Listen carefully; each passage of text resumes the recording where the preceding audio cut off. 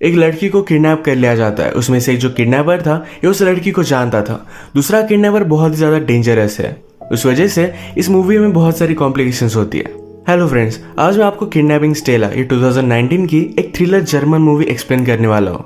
इसके अलग अलग सिचुएशन आपको हमेशा आपकी सीट के एज पर रखेंगे, तो अंदर इस वीडियो को जरूर देखिएगा। अब बिना किसी देरी के एक्सप्लेनेशन स्टार्ट करते हैं। मूवी स्टार्ट होती है और हम दो लोगों को शॉपिंग करता देखते हैं, पर ये शॉपिंग बहुत ही अजीब तरीके से थी। इसमें ड्रिलिंग के सामान थे, एक रूम को साउंड प्रूफ करने के लिए बहुत सारा सामान इन्होंने बाय किया। घर में आने के बाद इन्होंने एक रूम को साउंड प्रूफ क्रिएट कर दिया, उसमें एक बेड भी लगा दिया। जंगल में एक लोकेशन के पास जाकर उसे वो मार्क कर आते हैं। उनके पास एक फैन थी जिसे भी वो फिर से साउंड प्रूफ बनाते हैं। इनके बैग में हम देख सकते हैं कि रस्सी, पट्टी, इस तरीके की चीजें थी। ये दोनों फिर रेडी हुए, अपने वैन में एक जगह पर वो नजर रखते हैं। इन्होंने अपने मास्क वगैरह पहने और एक लड़की जब यहाँ से जा रही थी तो उसे वो किडनैप कर लेते हैं। गाड़ी में ले जाकर उसके हाथ पैर बांध देते हैं। लास्ट सीन्स में हमने इनका जो प्लेस देखा था, जिस रूम को इन्होंने साउंड प्रूफ बनाया, बेड लगाया, इस रूम में उन्होंने इस लड़की को डाल दिया। हैंडकफ्स वगैरह लगाकर इसे वो पूरी तरीके से बांध देते हैं। उन्होंने उसके थोड़े से कपड़े निकाले और उसके फोटो ले लिए। जबरदस्ती उसे दूसरे कपड़े पहना देते हैं। उस बेचारे ने बहुत स्ट्रगल किया पर वो कुछ कर नहीं पाई। इसके बाद रूम में बंद कर वहां से चले गए। एक किडनैपर थोड़ी देर में फिर से उस लड़की के पास है। वो कहता है, तुम्हारे फादर का नंबर और ईमेल मुझे दो, तुम्हारे बदले में हमें बहुत सारे पैसे चाहिए। अगर उन्होंने दे दिए तुम बहुत ही सही सलामत रहोगी। थोड़े टाइम में फिर से अपने घर पहुंच जाओगी। ये ईमेल एड्रेस नंबर लेने के बाद ये दोनों फिर से बाहर आए। इन दो किडनैपर्स में से जिसको ज्यादा एक्सपीरियंस नहीं था उसका नाम था टॉम, और जिसे बहुत सारा एक्सपीरियंस था वो प्रिजन बहुत बार जाकर आया था, इसका नाम था विक। विक टॉम से पूछता है, क्या तुम डर रहे हो? सब कुछ ठीक हो जाएगा। इन्होंने फिर स्टेला का मोबाइल लेकर उसे बंद कर दिया। स्टेला के फादर को ईमेल भेजते हैं जिसमें $2 मिलियन उन्होंने मांगे हुए थे। नेक्स्ट सीन में हम देखते हैं टॉम स्टेला के पास आया था। उसने उसे देखा और फिर से वो वापस चला गया। इसके बाद 1-2 दिन बीत चुके थे। स्टेला के फादर का अब तक कोई भी रिप्लाई नहीं आया था। विक टॉम से कहता है कि हमें उसे पानी वगैरह देना पड़ेगा। विक उससे कहता है, अब हमें तुम्हें खिलाना पिलाना पड़ेगा, इस वजह से तुम्हारे माउथ से मैं क्लॉथ निकालने वाला हूँ। अगर तुम चिल्लाए तो तुम्हें बेहोश कर किसी अलग तरीके से हम जिंदा रखेंगे। वैसे भी तुम्हारी चीख किसी को भी सुनाई नहीं देगी। ये पूरा रूम साउंड प्रूफ है। स्टेला ने इसके लिए नॉड किया। जब उसके माउथ से पट्टी निकाली जाती है तो जोर से वो चिल्लाने लग गई थी। फिर से उसका मुंह वो बंद कर देता है। विक ने उसे समझा कि हम 2 ही लोग हैं जो तुम्हें हेल्प कर सकते हैं, इसलिए चिल्लाओ मत। फिर उसे पानी वगैरह पिलाता है। कहता है कि अगर तुम्हें टॉयलेट की जरूरत होगी तो 1 नंबर 2 नंबर इस तरीके से हाथ से हमें बोल देना। स्टेला को टॉयलेट करना था तो अपने फिंगर से उसे वो बता देती है। यही पर बेड पर उसे करना पड़ता है। बेचारी बहुत रो रही थी। ये सारी चीजें करने के बाद टॉम को हम जरा डिस्टर्ब देखते हैं। ये बात विक ने जान ली थी। पूछता है, तुम खाना क्यों नहीं खा रहे? टॉम ने कहा कि मेरा मूड नहीं है। विक कहता है, तुम्हें सही तरीके से अपना ख्याल रखना पड़ेगा, वरना हम प्लान को अंजाम नहीं दे पाएंगे। टॉम फिर भी खा नहीं रहा था तो जबरदस्ती उसके मुंह में वो खाना भरता है। विक ने उसे कहा कि हमने सब कुछ प्लानिंग की है, सारी चीजें परफेक्ट हो रही है, पर फिर भी तुम अपने आप पर डाउट कर रहे हो। तुम्हें लगता है ये अनसक्सेसफुल हो जाएगा, इसी वजह से तुम खाना नहीं खा रहे थे। मेरे साथ बोलो कि हम इसे कर रहेंगे। टॉम भी यही चीज रिपीट करता है। विक के रूम से बाहर जाने के बाद स्टेला की फोटो देखकर वो सैड हो रहा था। उसकी तकलीफ उसे देखी नहीं जा रही थी। वो स्टेला से मिलने के लिए गया। वो उसे कहती है कि उसे पूप करना है, तो इस वजह से उसके हैंडकप अब उसे निकालने पड़ेंगे। वो निकालता है, उस पर गन निकालता है, यानी कि वो कुछ कर ना पाए। स्टेला कहती है कि प्लीज उस तरफ देखो, वो इस तरीके से सब नहीं कर सकती है। उसने बहुत रिक्वेस्ट की तो टॉम अलग डायरेक्शन में देख लेता है। स्टेला ने बकेट लेकर जोर से उसे मारा, इससे उसकी गन नीचे गिर गई थी। स्टेला ने जल्दी से इसे उठा लिया। वो कहती है कि मुझे जल्दी से तुम्हारी कीज दो। टॉम उसके पास आ रहा था, उससे गन छीनने की कोशिश करता है, पर स्टेला ने गन को शूट कर दिया। यहीं पर उसका मास्क भी वो निकाल लेती है। वो एक्चुअल में टॉम को जानती थी। वो उसे देखकर सरप्राइज्ड हो गई। उससे पूछती है कि तुमने ये सब किया क्यों? टॉम कहता है कि तुमने मेरी जिंदगी बर्बाद की है, तुम यहाँ से नहीं जा सकती, तुम्हारी गन मुझे दे दो। स्टेला कहती कि प्लीज रुक जाओ, मुझे तुम्हें कुछ कहना है, पर इससे पहले टॉम ने स्टेला से उसकी गन ले ली। जल्दी से उसे फिर से वो बांध देता है। टॉम ने कहा कि ये सब तुम्हारा ही फॉल्ट है, तुमने मुझे अकेला छोड़ दिया था। उसने वार्न किया कि अगर विक को इसके बारे में पता चला तो हम दोनों को मार डालेगा। थोड़ी देर में विक फिर से वापस आया। अब तक स्टेला के फादर पैसे देने के लिए माने नहीं थे, इस वजह से अब विक के पास एक अलग प्लान था। तो टॉम से कहता है, कल का दिन जरा एग्जॉस्टिंग होगा, इसके लिए हमें रेडी होना पड़ेगा। अगले दिन वो स्टेला के रूम में जाकर कैमरा वगैरह लगा कर आते हैं। विक ने स्टेला से कहा कि अब हम तुम्हें सेडेटिव देंगे, इससे प्रोसेस बहुत ही ईजी हो जाएगा। उनका प्लान था कि वीडियो में लाइव स्टेला का फिंगर कट कर ये वीडियो उसके फादर को भेजेंगे, जिससे वो डर कर इन्हें सारे पैसे दे देंगे। स्टेला जब ये रियलाइज करती है तो बहुत ज़्यादा डर जाती है।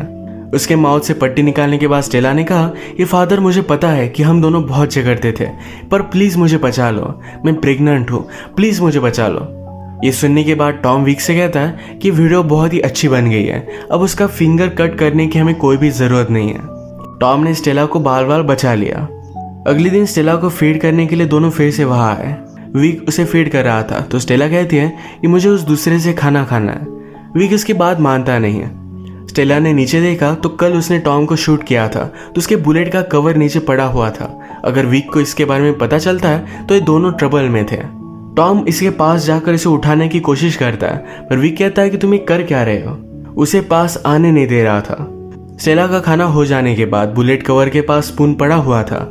इसे उठाने के बहाने टॉम इस बुलेट कवर को उठा लेता है। बाहर आने के बाद विक ने टॉम से पूछा कि तुम नर्वस लग रहे हो, ऐसा क्या हुआ है। टॉम कहता है कि ऐसा कुछ भी नहीं है। टॉम फिर जल्दी से टॉयलेट गया, बुलेट कवर को फ्लश करने की ट्राई करता है, पर ये फ्लश हो नहीं रहा था। उसे बहुत टाइम लग रहा था तो विक पूछता है कि हुआ क्या है। विक के प्रेशर में इस बुलेट कवर को निगल लेता है। विक के यहाँ से चले जाने के बाद टॉम स्टेला के पास है, पूछता है तुमने ऐसा क्यों कहा कि तुम प्रेग्नेंट हो। स्टेला कहती कि मैं एक्चुअल में प्रेग्नेंट हूँ और ये बेबी तुम्हारा है।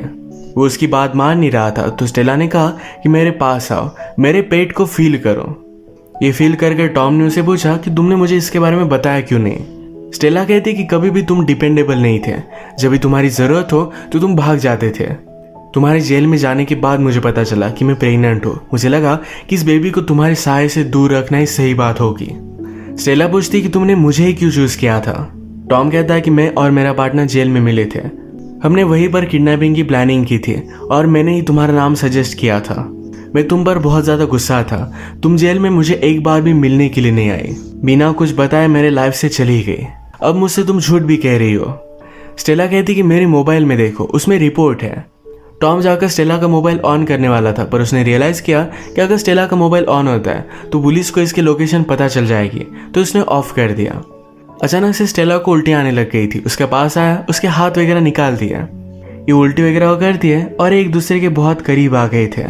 वो उसके साथ इंटीमेट होने वाला था, पर स्टेला ने बहुत चालाकी से उसकी हैंड को कफ कर दिया। वो यहाँ से भागने की कोशिश करती है, पर पूरा प्लेस लॉक था, इसकी चाबी उसके पास नहीं थी। उसने अपना मोबाइल लेकर पुलिस को कॉल किया। पुलिस को उसे ढूंढने के लिए उसकी लोकेशन की ज़रूरत थी, पर स्टेला को इसके बारे में पता नहीं था। वो रियलाइज़ करती है कि कीज शायद टॉम के पास है। टॉम से कीज नीचे गिर गई थी, वो इसे पाने की कोशिश कर रहा था। ये स्टेला ने देखा और फ़ोन कट कर कर उसके पास पहुंच रही थी। टॉम अपनी हथकड़ियों से निकलने की बहुत कोशिश करता है, ये निकल भी रही थी। स्टेला जब कीज लेने के लिए उसके पास आई तो जल्दी से हैंडकफ से निकलकर उसके मुंह पर वो जोर से मारता है। इससे वो बेहोश हो गई थी। उसे फिर से उसने बांध दिया। स्टेला को मारने के बाद टॉम को बुरा लगता है। आज जब विक घर पर आया तो कहता है कि स्टेला के फादर अब पैसे देने वाले हैं, अब हमें सिर्फ एक काम है, कल हम जाएंगे और पैसे लेकर आएंगे। ये दोनों आज बहुत ही खुश थे। पैसे लेकर क्या करेंगे इसकी प्लानिंग बनाने लग जाते हैं। अगले दिन विक ने टॉम से कहा कि जाकर गाड़ी को तुम रेडी करो। वो स्टेला को लेने के लिए आया। उसके हैंडकफ्स वगैरह निकाले, तभी वो स्टेला के पास मोबाइल नोटिस करता है, ये अब ऑन था। उसने हिस्ट्री देखी तो पुलिस को कॉल किया गया है। ये सारी चीज़ें वो फिगर आउट नहीं कर पाता कि स्टेला के पास मोबाइल आया कैसे, वो यहाँ से निकली कैसे थी। स्टेला के पास मोबाइल एक ही केस में आ सकता है, जब टॉम ने उसे दिया, पर वो फिगर आउट नहीं कर पाता कि टॉम ने ऐसा किया क्यों होगा। विक ने स्टेला को बहुत मारा, जो भी हुआ था ये सब कुछ सच सच स्टेला उसे बता देती है। इस स्टोरी को कंफर्म करने के लिए स्टेला ने टॉम पर जो गोली चलाई थी ये वॉल्स में विक को मिल जाती है। इसी के पैरेलल में हम देखते हैं कि टॉम जब गाड़ी को रेडी कर रहा था तो स्टेला के सामने उसके प्रेगनेंसी की टेस्ट उसे मिली। इस रिपोर्ट से वो कंफर्म हो गया था कि स्टेला एक्चुअल में प्रेग्नेंट है। उसे अब तक सारी चीज़ें झूठ लग रही थी। ये जानने के बाद वो और भी ज़्यादा कन्फ्यूज हो गया कि अब उसे करना क्या चाहिए। स्टेला को फिर से बांधकर विक टॉम से पूछता है, मुझे एक बात बताओ, तुमने उसे चूज़ क्यों किया था। टॉम कहता है कि रीच थी और हम दोनों ने मिलकर चूज़ किया था, मैंने सिर्फ तुम्हें उसकी इमेज दिखाई थी। विक ने टॉम से कहा, हमें एक दूसरे के साथ ऑनेस्ट होना चाहिए, हम कोई भी चीज़ एक दूसरे से छिपाएंगे नहीं। टॉम भी इसके लिए हाँ कहता है। विक को पता था कि वो टॉम पर ट्रस्ट नहीं कर सकता।